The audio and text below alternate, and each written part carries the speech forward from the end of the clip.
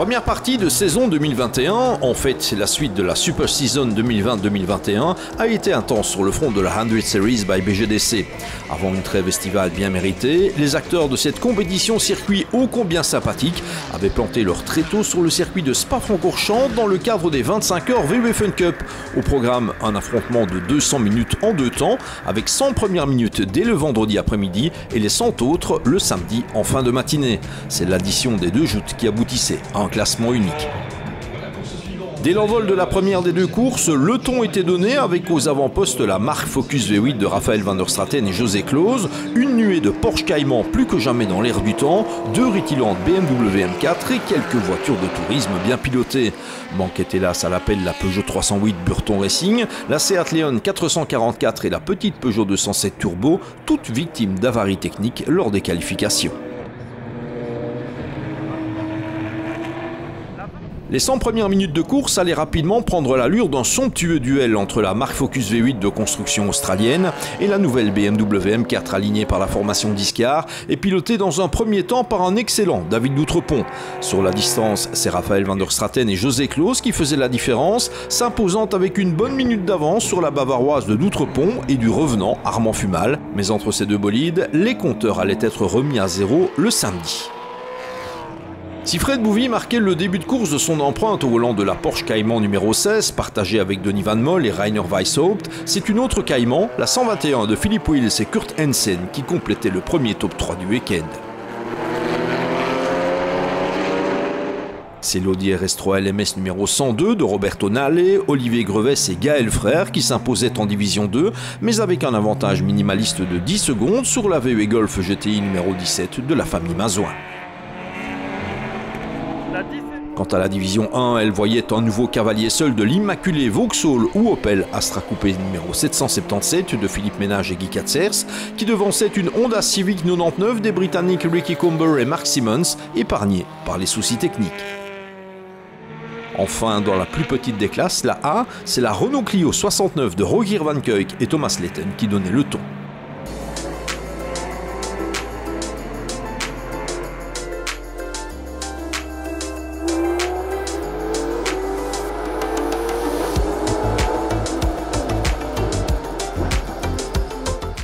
On reprenait les mêmes et on recommençait le lendemain pour 100 nouvelles minutes de course. Et c'est au cours de cette seconde joute du week-end que la situation allait se décanter au moment où la BMW M4 de la formation Discar s'offrait une frayeur dans le raidillon sous la forme d'un pneumatique explosé.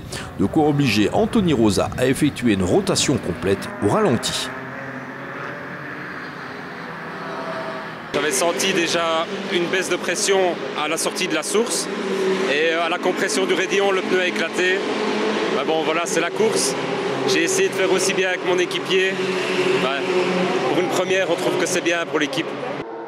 Il n'en fallait pas plus à la marque Focus V8 de l'équipe VDS Racing Adventures pour s'envoler et se ménager un tour complet d'avance sur le reste de la meute. Raphaël van der Straten et José Close ont évité toute erreur pour remporter une victoire qu'il convient de qualifier de logique.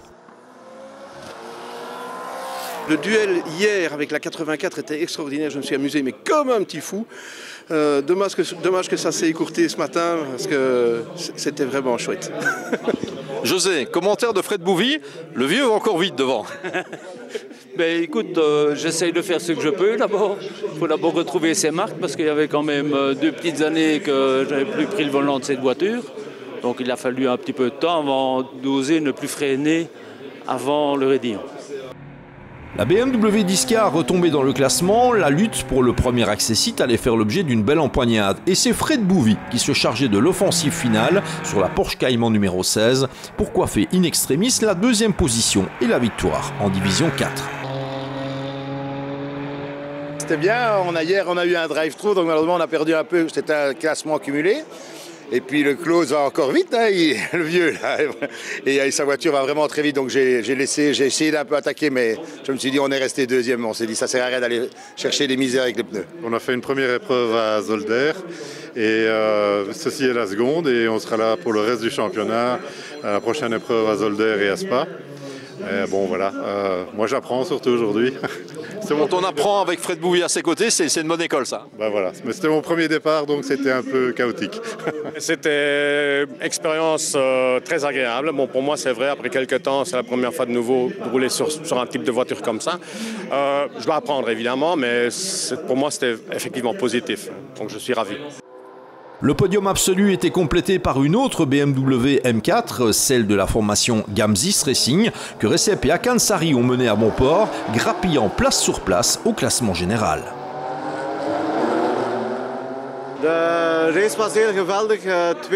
La course a vraiment été terrible. La pluie était attendue, mais c'est resté sec, ce qui nous a permis de bien rouler.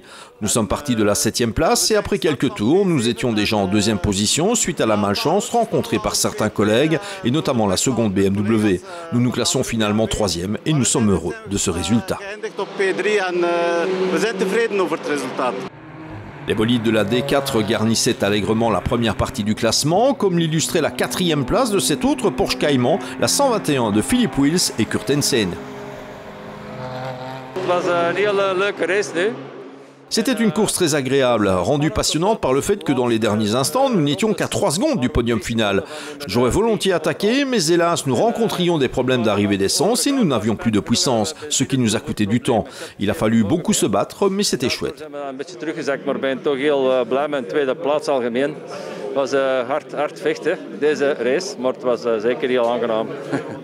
Kurt commençait Spa en Porsche Cayman, facile, difficile.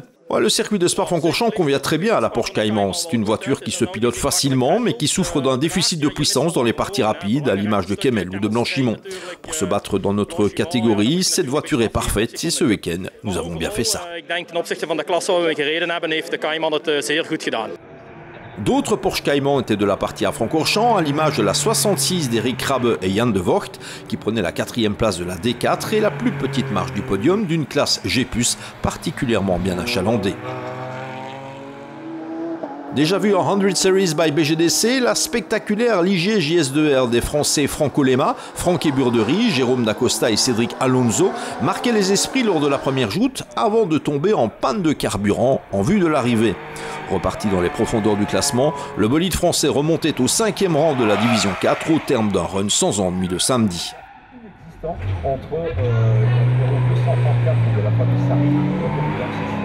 Après les affres de la crevaison dans le raidillon, la BMW M4 Discar complétait le top 5 de la division 4 avec d'Outremont, Fumal et Rosa. On espère désormais la revoir dans le peloton de la 100 Series by BGDC.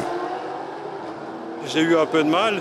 Je viens de faire un grand écart entre de la terre et l'asphalte. Ça a été dur au début. Voilà, je comble un petit peu le retard et ça a été, voilà. Mais bon, là, sans l'incident du pneu, je pense qu'on aurait été mieux. C'est comme ça, c'est la course. On a vu que directement, au chrono, on s'est mis devant en tête de classe. Et puis, voilà, la course hier, sans incident technique, on était devant. Voilà, aujourd'hui, petit incident, on finit 3e, je pense. Voilà. On sait très bien, pour une première course, on a appris énormément, la gestion des pneus, la voiture est top. Et merci à Discar, c'était vraiment top. Le peloton des grosses autos comptait d'autres Porsche Cayman, à l'image de la 63 de Günther Vandenberg et Arthur Peters, moins à son affaire que lors des meetings précédents, ce qui l'a renvoyé un peu loin au classement général. La 63 devançait 2 autres Porsche, la 996, en fait une 911 version Cup, que se partageait la famille néerlandaise Van Pepperzeel, mais aussi la Cayman 981, tout aussi hollandaise, avec au volant Weinschenk et Van Eennam. Moins de réussite pour la BMW M2 CS Racing numéro 255 des Français Thirion, Lacoste, Chapuzet et Caillon, qui s'est consolé avec la 2e place en classe X, terminant néanmoins assez loin au classement. Unique concurrente de la division 3, la Renault Mégane Trophy numéro 21 de René-Xavier Danels, accompagné de Michel Gillot, connaissait de joutes agitées avec quelques pirouettes à la clé, mais elle arrachait finalement la 7e place du classement général. On passe en division 2 où le leadership de l'Audi RS3 LMS numéro 102 de Nallet, Grevès et frères se poursuivait, jusqu'au moment où une fuite d'huile mettait un terme à la prestation du bolide Ozano. Game over. Il n'en fallait pas plus à la Volkswagen Golf GTI numéro 17 de la famille Mazouin pour surgir et s'imposer, mais aussi compléter le top 5 absolu. Nouvelle belle performance du célèbre concessionnaire, même si tout n'a pas été simple. Pourtant, on n'était pas trop dans le coup. On a eu un peu du mal à s'habituer. C'est la première fois qu'on roulait sur deux voitures différentes. Comme on a fait tous les entraînements avec la Fun et aussi avec la TCR, ça s'enchaînait. Et au point de vue pilotage, je pense qu'à un certain moment, c'est un peu compliqué. Il faut reprendre ses marques, etc. Dernier relais, j'ai fait une petite bêtise. J'ai eu un drive-through. C'est un peu dommage. On a perdu une ou deux places. Mais sinon, pour notre catégorie, on est relativement satisfait. On est parti dernier sur la grille. Petit problème dans les box, petit retardement. Donc on est remonté. Et je pense que le général était accessible aujourd'hui. Mais on n'a pas eu tout qui s'alignait correctement pour pouvoir y arriver. Alors Camille, ce circuit de Spa-Francorchamps avec une TCR, ça donne quoi ? C'est assez impressionnant, il faut le temps de s'habituer parce que ça va quand même beaucoup plus vite de ce qu'on a l'habitude de conduire en Fun Cup ici. Et voilà, par rapport aux autres, aux concurrents, on voit que les Porsche sont quand même beaucoup plus vite en ligne droite. Je pense que dans le sinueux et dans le technique, on est quand même pas mal avec la Golf, elle est assez performante. Donc voilà, c'était super chouette. C'est la Cupra numéro 25 du Hollandais Jardy Hoogwerf et du Belge Steven Terling qui prenait la deuxième place d'une classe E qui n'a assurément pas été épargnée en ce week-end des 2 fois 100 minutes à Spa. Le podium de la division 2 était complété par la Seat Leon Super Copa numéro 27 d'Éric Debouc et Jean-Luc Peigneur, qui l'emportait dans la classe F, tandis que la BMW Z4 94 de Guillaume et André Patzé jouait de malchance dès le vendredi, ne quittant jamais les profondeurs du classement. Reste le cas de la division 1 qui a vu une nouvelle démonstration de la Vauxhall Astra Coupé numéro 777 de Philippe Ménage et Guy Katzers. La partition n'a pas été parfaite, mais il en faut plus pour faire trembler ces hommes de très grande expérience. La voiture fonctionnait relativement bien, mais on a eu un petit incident dès le départ, c'est que mon siège s'est décroché et je me suis retrouvé en extension totale, donc je vais faire un relais complet comme ça sur la pointe de pied. Voilà. Mais bon, ça s'est quand même bien passé. Parmi les équipages les plus heureux à Spa, on comptait assurément les Britanniques Ricky Comber et Mark Simmons, régulièrement assaillis de soucis techniques. Le Honda Civic numéro 99 a cette fois pu croiser plus ou moins sans encombre, ce qui lui a valu une plantureuse médaille d'argent en classe B.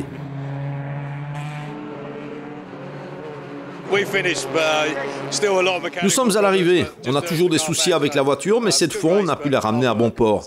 C'était une belle course, mais avec beaucoup de travail. Nous allons tout faire pour préparer au mieux la prochaine épreuve. Vous êtes des concurrents très fidèles du BGDC, mais pourquoi donc venir rouler en Belgique ? Des circuits géniaux, des gens géniaux, quoi d'autre ? Ah oui, de la bonne bière. Le podium de la D1 était complété par l'une des Renault Clio Cup du clan d'Ivoire, en l'occurrence la 510, que se partageaient Henri Franken et André Fernandez. Suivait la seconde Clio d'Ivoire, la 110 de Philippe et Florence Ortulanus, et une autre Honda Civic, la 53 de Christian Franken et Vincent Liebrecht. Week-end problématique pour la Honda Civic numéro 6 de Patrick Van Biloen et Navrik Delahatte, qui a perdu beaucoup de temps dès le samedi, se lançant dans une remontée flirtant avec l'impossible. En classe A, repère des bolides de 1600 cm3, la Renault Clio numéro 69 de Rogier Van Kuijk et Thomas Leeten semblait se diriger vers la victoire, jusqu'au moment où une fuite d'huile la contraignait à une longue immobilisation. On assistait dès lors à une grande première, en l'occurrence la victoire de la légendaire Suzuki Baleno BGDC Young Drivers, qui a subi une cure de jouvence permettant à Michael Jassogne, Mathieu Devos et Alain de Koning de remporter la victoire. Ça fait plaisir, moi c'est la première fois que je roule avec. On a eu la chance que Kimi Racing l'a remise en état et puis Neospeed m'a proposé de rouler. On devait faire ça à Manicourt, déjà je roulais en 2 chevaux et on a eu des soucis d'alternateur donc je n'ai pas roulé. Ici on m'a proposé de rouler, ben voilà. C'est la première fois que je roule avec cette voiture en traction. Moi je suis plus rallyman en traction justement, donc je suis dans mon élément, je m'amuse bien, donc voilà, super. Alain, c'était comment cette épreuve finalement ici sur le circuit de Spa ? Très chaud, très chaud. Après 12 ans de retour du BGDC, j'ai fait une grosse impasse. Et je dois dire que c'est une voiture amusante, un team super jeune et sympa. Et donc voilà, moi je me suis bien éclaté, quoi. Un bon week-end.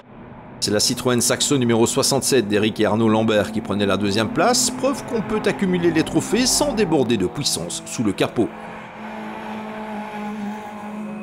plus loin dans le classement, on trouvait encore la Honda Civic numéro 18 de Jean-Didier Ronvaux et Frédéric Faucon.